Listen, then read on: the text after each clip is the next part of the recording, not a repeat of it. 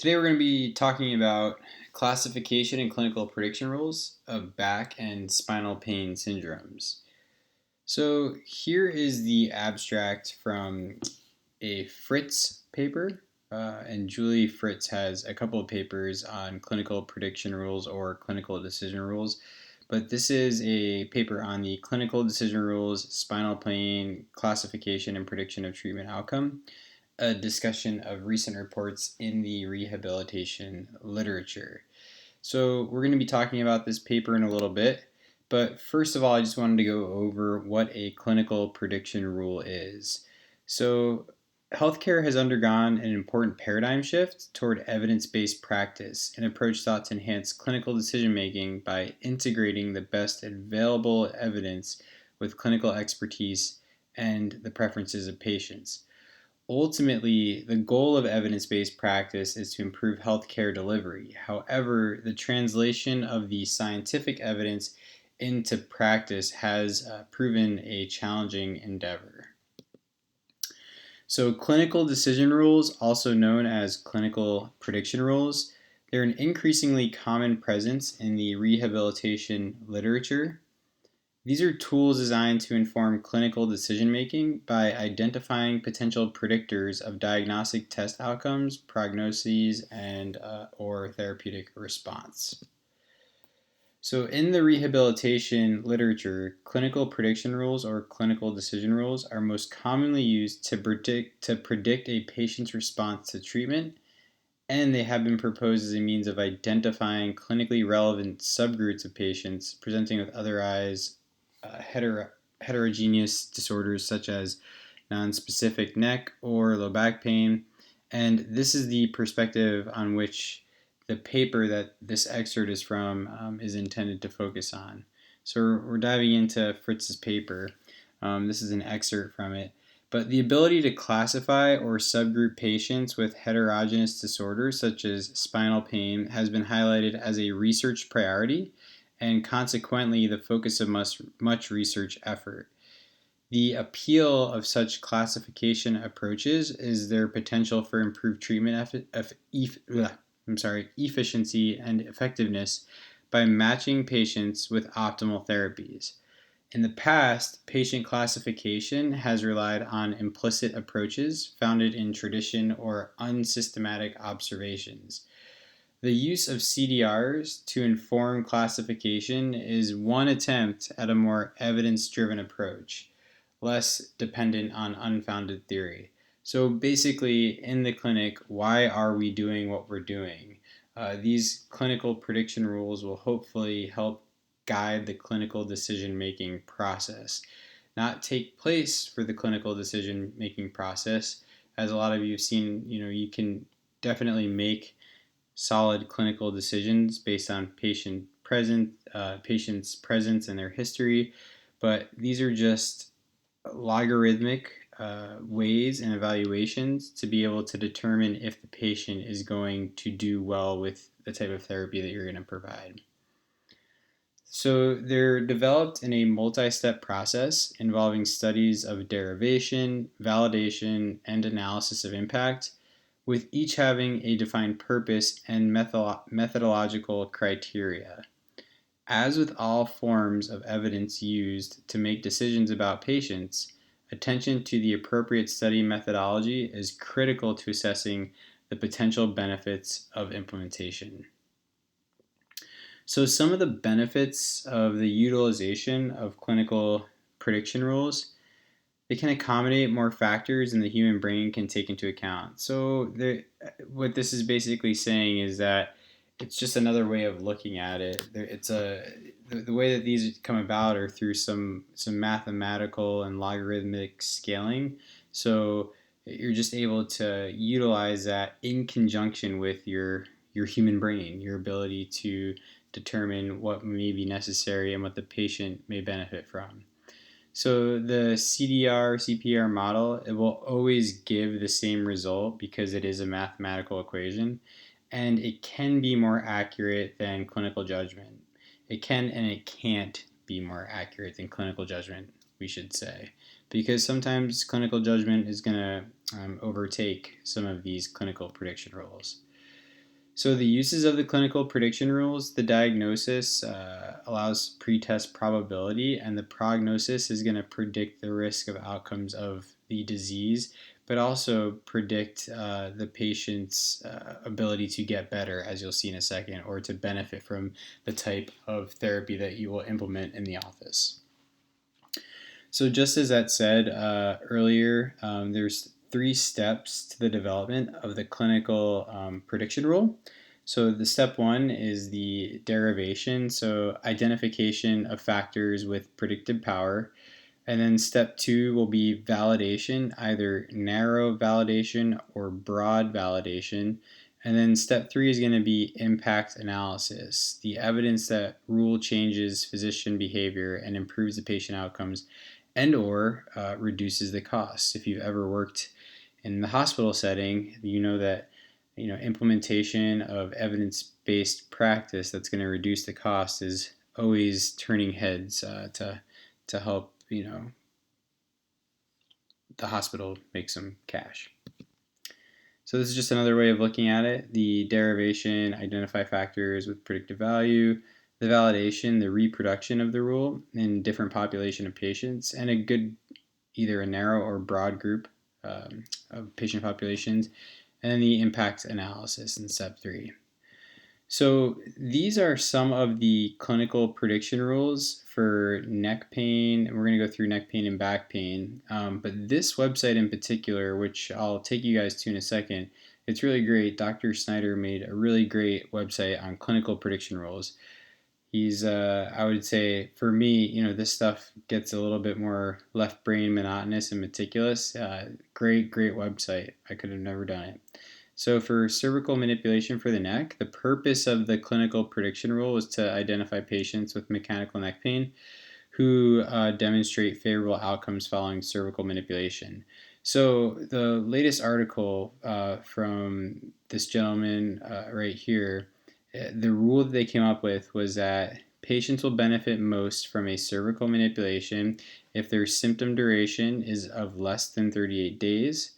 There's a positive expectation that the manipulation will help, so that might be from the clinical decision-making process of the doctor. And the side-to-side difference in cervical rotation of 10 degrees or greater, so they can move their neck at least greater than 10 degrees. And pain with posterior anterior spring testing of the middle cervical spine, so your orthopedic test right here. So the rules are, if all these are in place, then the patient may benefit from a cervical manipulation of the neck. For thoracic pain of thoracic manipulation for neck pain, something important to point out is that Cleland et al. In 2010, the stage of CPR development, if you remember the derivation and then the validation and the analysis, it's invalidated. But the purpose was to identify patients with neck pain who they're likely to experience early success from thoracic spine thrust manipulation, exercise, and patient education. And these were the rules.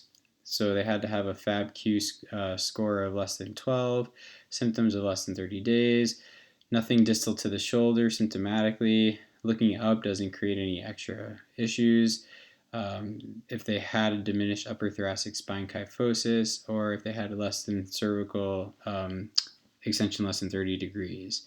But again, this CPR in particular is invalidated, so not really a good one to use. In this case, you'd probably want to use your clinical decision making. So for manipulation for low back, this was, as you can see, validated through the stage of CPR development by Childs et al. In 2004, but then it was invalidated by Hancock et al. In 2008. So identifying patients with low back pain who likely improve with spinal manipulation, and these were the rules. So the derivation study started with Flynn et al. In 2002, and it was also switched up a little bit by Fritz et al., which is the paper you saw earlier. So for lumbar spinal stenosis, I added this one in for spinal pain syndromes. The purpose is to identify signs and symptoms that are indicative of lumbar spinal stenosis, and it's in the derivation process, which is that first step, but the rules are that they should have bilateral symptoms, leg pain greater than back pain, pain during walking or standing, pain relief upon sitting, and they should be greater than 48 years old. So I'll take you guys to the website just to show you.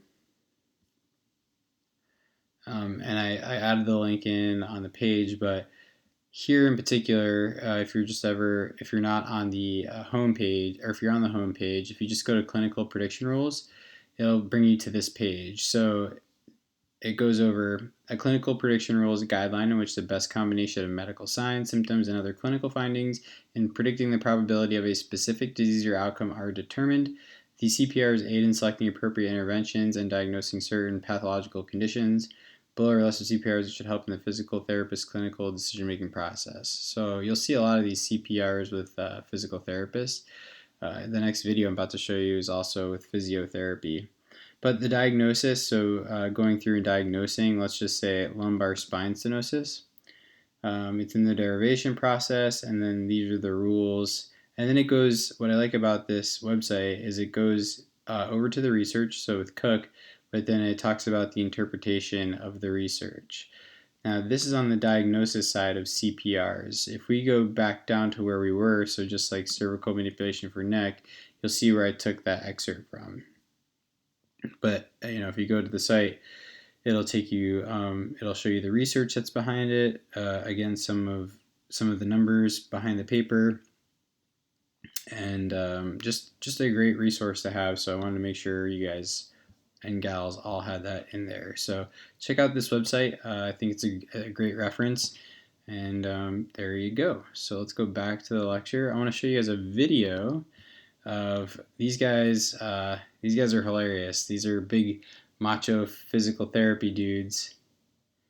Let me make sure, for whatever reason my sound isn't working, but basically what these guys talk about is when to manipulate the lumbar spine. So this video, if you watch it, which I added into your lecture, they talk about how to go through.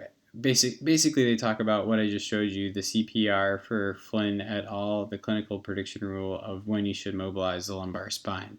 So just great little videos. So physio tutors that you'll see if you go to physio tutors or follow them, they'll have a couple other videos. Again, these guys I believe are physical therapists, and I think they're from New Zealand or somewhere over there, but they did a great job making these videos, so make sure to check those out as well. So 5 criteria in the spinal manipulation clinical prediction rule process. So I believe we just went over this, but this is from one of the papers. So duration of less than 16 days for low back pain, the extent of the distal symptoms, so not having any symptoms distal to knee, the FAB-Q score of less than 19 points, a segmental mobility testing, so greater than or equal to 1 hypomobile segment in the lumbar spine, and then hip internal rotation range of motion, so greater than or equal to 1 hip with greater than 35 degrees of internal rotation range of motion, is the clinical prediction rule for lumbar spinal manipulation or adjustment. So back to the Fritz paper. Ultimately, the usefulness of a CDR lies not with its accuracy, but with its ability to improve the clinical outcomes and enhance the efficiency of care. Even when a CDR or CPR demonstrates evidence of broad validation, it doesn't ensure that it will change the clinical decision making, or that the changes it produces will result in better care. So again, these are to kind of just help guide your clinical, and this is the way that I perceive this to be. This helps kind of justify and guide the clinical decision-making process and validate the clinical decision-making process, but ultimately you do have to compare the two, and ultimately use your clinical decision-making to provide care for the patient. So same thing from the paper. McGinn et al. Identified 3 explanations for the failure of a CDR at the derivation stage. So first, if clinician judgment is as accurate as the CDR informed decision, there's really no benefit to using a clinical prediction rule or a clinical decision rule. Second, the application of the clinical decision rule may involve cumbersome calculations or procedures which discourage the clinicians. I know sometimes for some people, when you see those numbers, your brain gets a little bit scrambled and you're like, oh, geez, well, let me just do what I know. So that's one thing they mentioned. And then using the CDR may not be feasible in all environments or circumstances. So, in addition, they also wanted to include the reality that experimental studies may involve patients that really aren't entirely representative of those that you typically see in the clinical setting. And this may limit the actual value of the CDR because it's a little bit of research, right? Like sometimes things are a little bit different in the lab than they are in the real world. So, to fully understand the utility of a CDR and its ability to improve healthcare delivery, it's really necessary to undertake a pragmatic examination of its feasibility and impacts when applied in an environment reflecting real world practice.